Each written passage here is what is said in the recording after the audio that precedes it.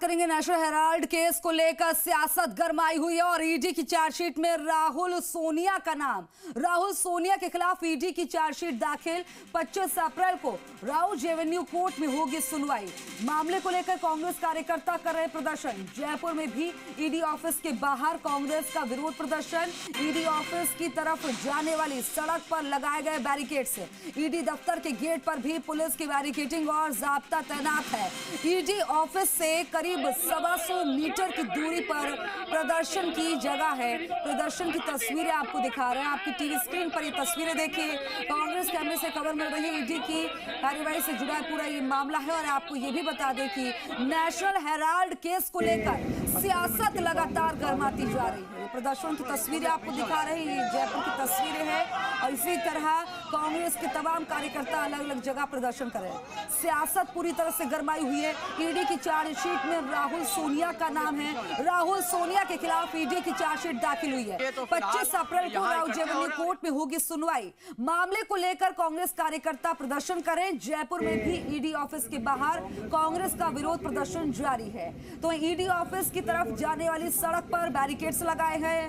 ED दफ्तर के gate पर भी पुलिस की बैरिकेडिंग की गई और पुलिस जाब्ता तैनात किया गया है ताकि हर स्थिति से निपटा जा सके। ईडी ऑफिस से करीब 125 मीटर दूर प्रदर्शन की जगह दी गई है। ये तस्वीरें आपको दिखा रहे हैं और प्रदर्शन की भी तस्वीरें लगातार जो आ रही हैं वो भी आप तक पहुंचा रहे हैं। जरा प्रदर्शन की तस्वीरें देखिए। नारेबाजी भी हो रही है।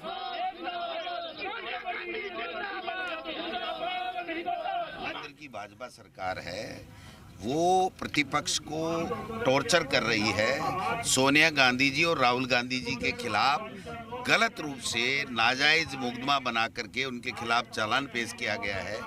ये विपक्ष को ख़त्म करने की जो इनकी बातें थी वो सामने आ रहा है कि कैसे भी मुकदमे लगाओ लेकिन इनको तोड़ो। आप देखो जब लोकसभा का चुनाव चल रहे थे तो खाते सीज किए थे।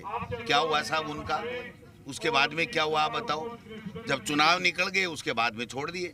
और आज अब इनको लग रहा है कि इनका जो अध्यक्ष बनेगा उस वक्त कोई न कोई बड़ा कोई धमाका होने वाला है।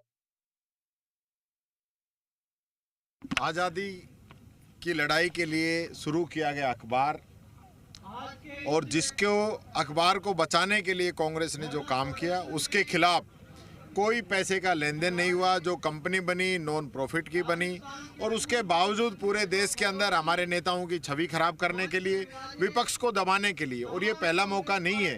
ईडी, इनकम टैक्स, सीबीआई का जिस प्रकार से दुरुपयोग किया जा रहा है इन सारी संस्थाओं को आप सब लोग समझ सकते हैं। राहुल जी को, सोनिया जी को बुलाया गया।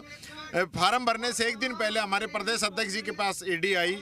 2020 एक नया रुपए का लेन देन नहीं हुआ है, ट्रांजैक्शन भी नहीं हुआ है, पैसा आया नहीं है, गया नहीं है। तो उसको लेके इस देश के अंदर ऐसा माहौल बनाया जा रहा है जैसे कि बहुत बड़ा घोटाला हो गया हो। इतनी संपत्ति है बॉम्बे में, दिल्ली में, लखनऊ में उनकी है। बल्कि एक बार जांच हो चुकी है ईडी के अंदर भी। और जो आयोग था उसने क्लीन चिट दी है कि इसमें सोनिया गांधी, राहुल गांधी कोई मुलजिम बनते ही नहीं है। ये बात पूरा देश जानता है, बच्चा बच्चा जानता है कि ईडी और सीबीआई भारत सरकार का एक पॉलिटिकल टूल है। सोनिया गांधी जी की जो पब्लिक लाइफ है और पब्लिक डोमेन में है उन पे कोई एक उनकी छवि को धूमिल करने की एक नाकाम कोशिश है। इस केस में जो तथ्य हैं वो अदालत के सामने आएंगे और मुझे न्यायपालिका पे पूरा भरोसा है।